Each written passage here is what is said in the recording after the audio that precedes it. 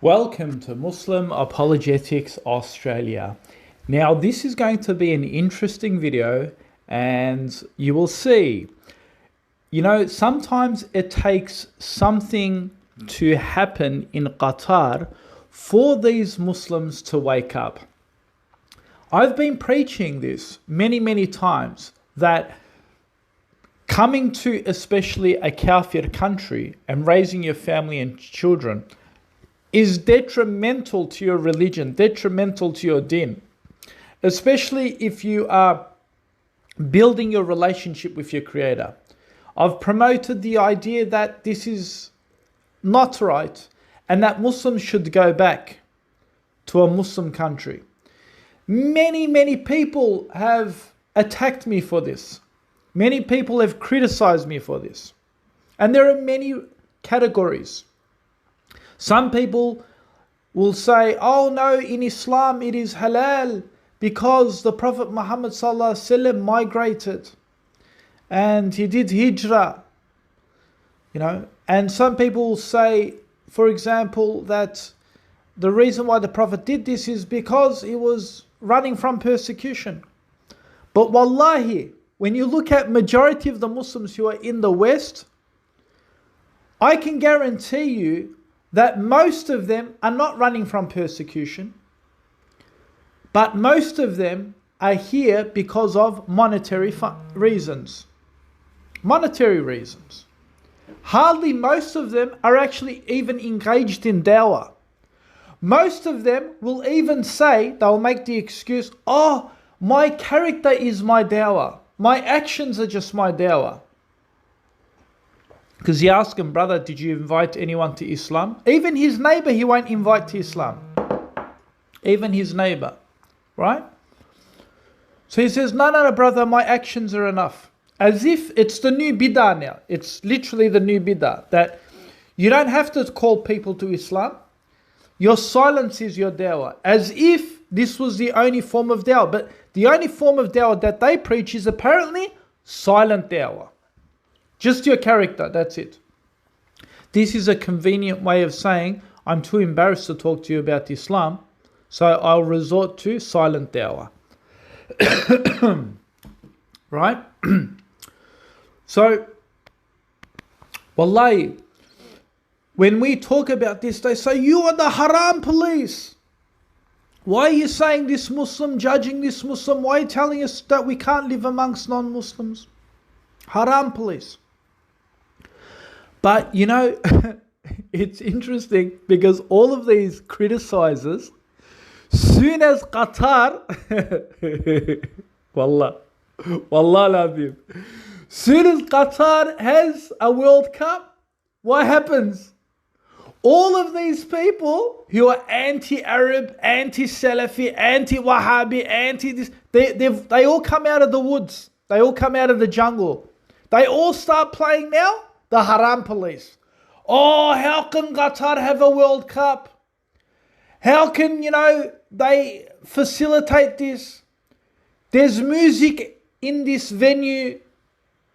There are intermingling between men and women. Right? These venues promote fornication. And you'll see they've got articles here. It's called Jamaatul Ulama, Council of Muslim Theologians. Yeah. You'll see they've published a whole article why it's haram to have a venue, go to a venue of sports. Yeah? So they have, for example, they quote references here. Allah Ta'ala says, what do you think that we have created you in vain so that you may indulge in sport and fertility? Every sport of a mu'min is batil except his play with his wife, training his horse, practicing with his bow. Look, yeah. And wallahi, they give the reasons. Look, reasons why Muslims should not attend and not support the World Cup. Salah, they write. Number one, Salah. It is commonly observed that many Muslims are totally neglectful of Salah when it comes to international, national or local sporting events. Even those who have some link with the masajid would choose to forego Salah in Jama'at, even Salah itself. right? This is their number one point. Now we're going to go through all of their points, right? And I'm going to show you how every single one of these points that they bring up, it can actually apply why it's not correct for you to be in a non-Muslim country. So they say it's commonly observed that many Muslims will neglect their salah. Well, what happens when you're living in a Western country? You have different rules, different regulations. Most of the work hours and timings are not regulated around Jummah, right? Jummah is regulated around those work hours, right? So when you're living in the West, most of the Muslims here are missing their Jummah, their Salah.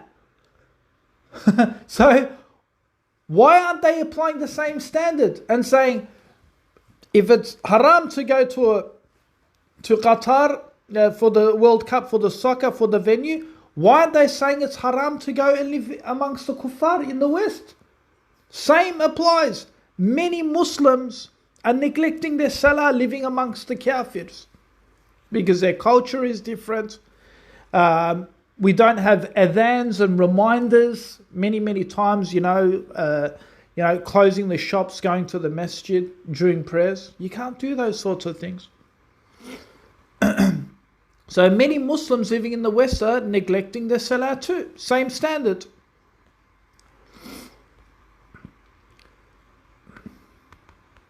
They mention point 2, hero worshipping. Hero worshipping. They say many have given up Iman and Islam due to very close friendship and relationship with those who do not believe in Allah. Same thing. When you're moving into the West, you're becoming friends with the kafir. You're becoming friends with the non-Muslims. And you're associating with them. So the same standard. Here, look, they wrote this against the World Cup. They quote from the Quran, O people of Iman, do not take my enemies and your enemies as friends, inclining towards them with love. Verily, they have rejected the truth which has come to you. Why are they quoting these verses and saying, Qatar, the World Cup, haram. Do not be friends with your enemies. And then they say nothing about Muslims moving to the West. For monetary funds, for monetary reasons.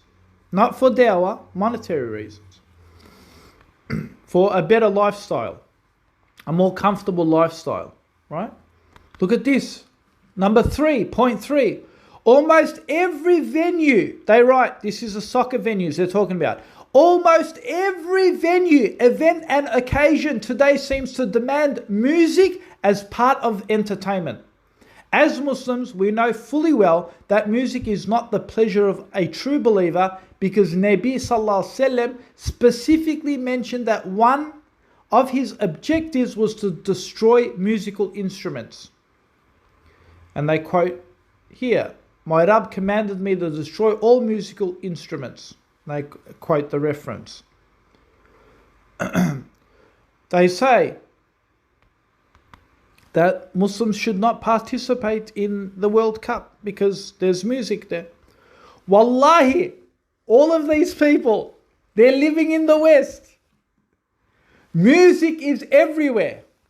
From commuting a train to going to the shopping mall, to going to a family picnic, you'll always have other non-Muslims there gathering and playing all their musics, right? They can't even escape it. But they won't say this one is haram, moving to the West. They won't say it's haram. Because why? They benefit from this. But soccer, haram. Soccer, going to the soccer, going to those venues, haram, brother. And then, of course, they bring up alcohol, number 4. They say every person that is associated to alcohol, be a manufacturer, the one who transports it, the one who sells it, buys it, serves it, comes under the curse of Allah. So they quote many verses and hadiths and did not incline towards the wrongdoers. And they say that many of these venues have serving alcohol and things like this. But then you go to the West. I personally work in a corporate industry. And what do you see there? You get invited to functions. And in those functions, there's alcohol. Even if you say you don't want to go to those functions, the alcohol is close to your office. It's there on the tables. It's all there open.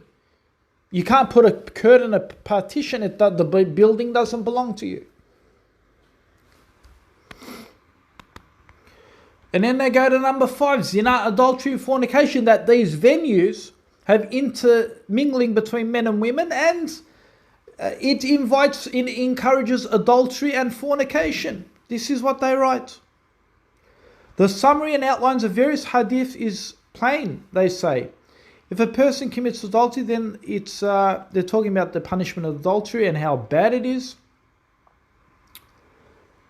They say, with thousands of prostitutes who are visiting our country and the thousands more who are vocal, what else can be expected? They're talking about the men and women that attend this, wearing loose clothing and indecent clothing, calling to fornication, adultery. And then you think to yourself, well, what happens when you're coming to the West? You are bombarded with zina. You are bombarded with nakedness. Oh, brother, look down. Put your head down. You know? Have some modesty, yeah? Cast your eyes down. Look away. Tamam Habibi, if that is the argument, then I will go to a sporting venue. I'll go to a soccer venue, the World Cup, and if I see a naked woman in the crowd, I'll move my head. I'll cast my eyes down. Why doesn't the same standard apply? If you're saying to me, oh, you can live in the West and just look down, move your eyes away. What about your children being exposed to this? In fact, it's greater. It is greater fitna to live in the West than it is to go to Qatar, to the World Cup in Qatar. It's less fitna there than it is living in the West, where you're constantly bombarded with naked billboards. Right? All sorts of disgusting things on TV when you're flicking through the channels. Even if you wanted to watch the news. Even if you wanted to watch the news, you see the commercials come up. Disgusting. So there's more fitna in the West than there is fitna in the Qatar World Cup. But according to you, or Qatar World Cup haram, we shouldn't go. But West, that's fine. I remember when I was having a discussion with a brother about this, he said, oh, you know, he's kind of happy that he's born in the West because he can actually experience and see the fitna for first hand. And then it's a way of him sort of being able to control those desires, and he kind of feels like it's kind of a good experience. And I'm thinking to myself, well, I could say the same thing. I could say I could go to the World Cup, experience a lot of the fitness, and I could abstain away from that and test my faith. That's just a dumb argument, right? So stop making excuses. If the World Cup is haram, then living in the West is haram. Full stop. Unless you have a valid reason, such as you're doing business, you're running from persecution, or you're doing dawah here. And I'll tell you now, folks, that rarely Muslims are coming here to doing business, like a business deal. And when you're doing business, you do a business deal, you go back home, finished. Or very rarely they're running from persecution. And interestingly, if you're running from persecution, it's an excuse to say coming to the West, because there are many other Muslim countries you could go to. If there's persecution in Syria, you could go to Malaysia. If there's persecution in Iraq, you can go to Turkey. If there's persecution in Libya, you can go to Bosnia,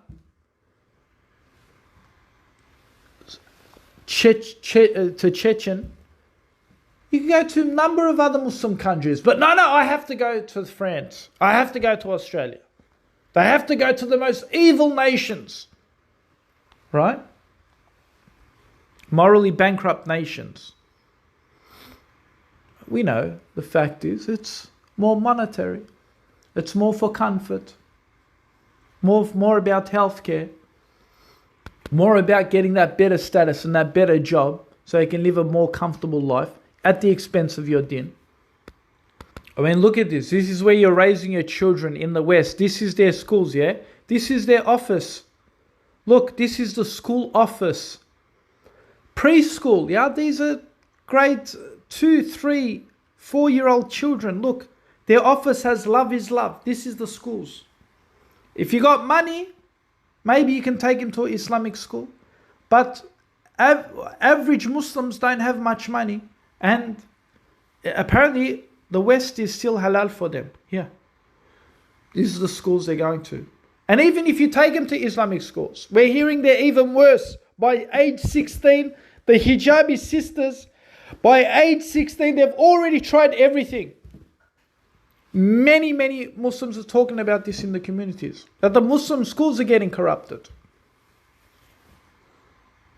Why? Because as soon as they leave the school, off comes the hijab, here comes the iPhone, here comes the tablet, here comes TikTok, here comes all of this garbage. So going to the Islamic school is like a bandage over the wound. Have a look at this. Parental consent.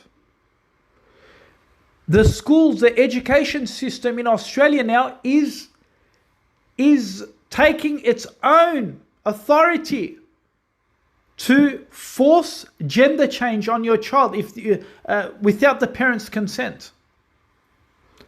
Here it says parental consent, changing the gender of the child. Listen to this. There may be circumstances in which students wish or need to undertake gender transition without the consent of their parents or carer and or without consulting medical practitioner.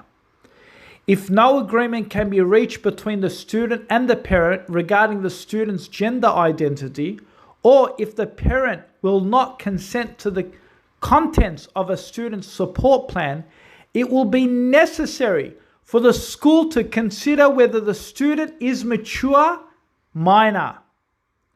If a student is considered a mature minor, they can make decisions for themselves without parental consent and without being affirmed in their gender identity at school without a family representative carer participating in formulating the school management plan.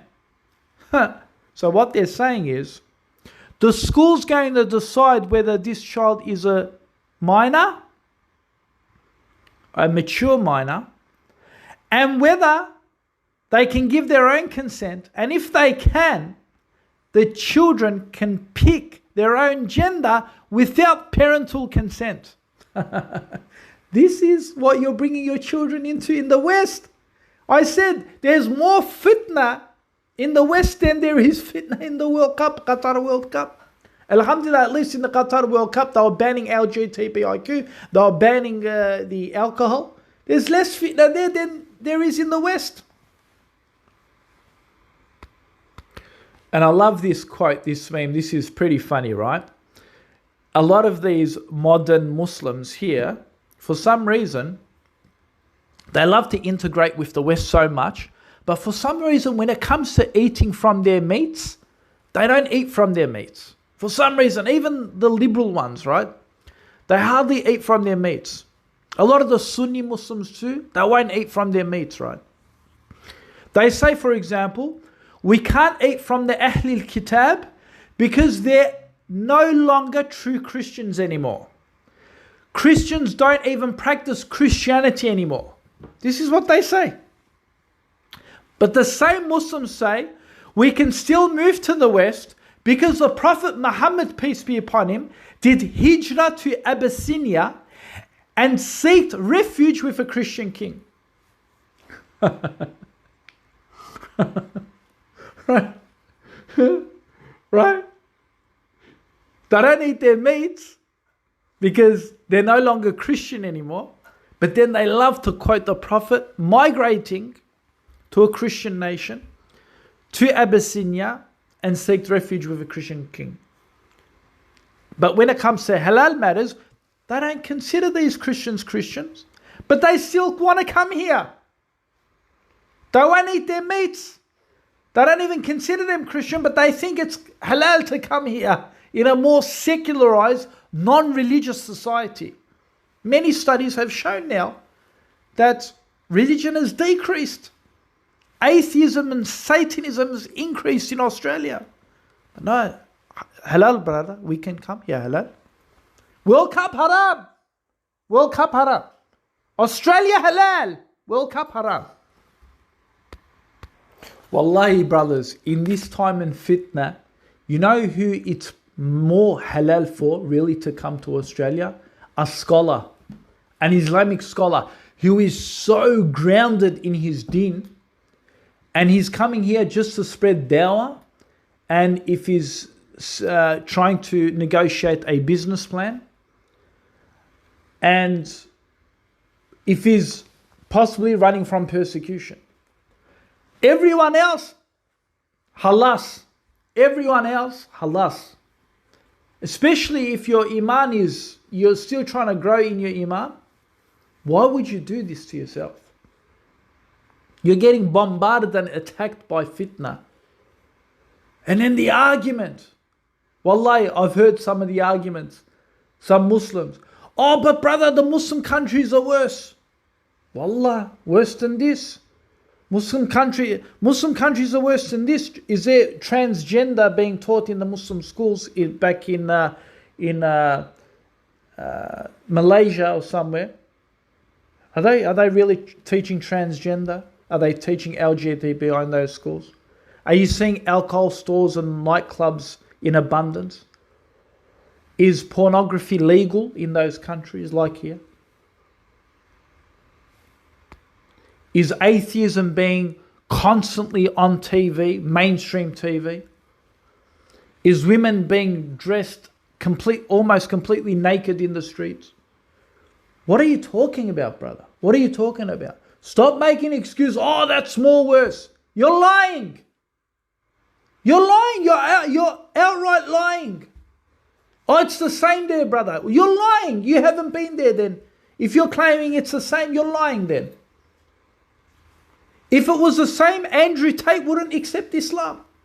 The reason why Andrew Tate accepted Islam, because in the Muslim culture, yes, for instance, if you go to Turkey, yes, you're going to see, maybe some naked beaches, because there is secularism there. But there's still that culture. I was watching a video where two couples were openly kissing in Taksim Square somewhere. Openly kissing. Another brother approached him. Hey, what are you doing here? Are you married? No, we're not married. What are you doing on top of him? Move along. You couldn't do that in the West.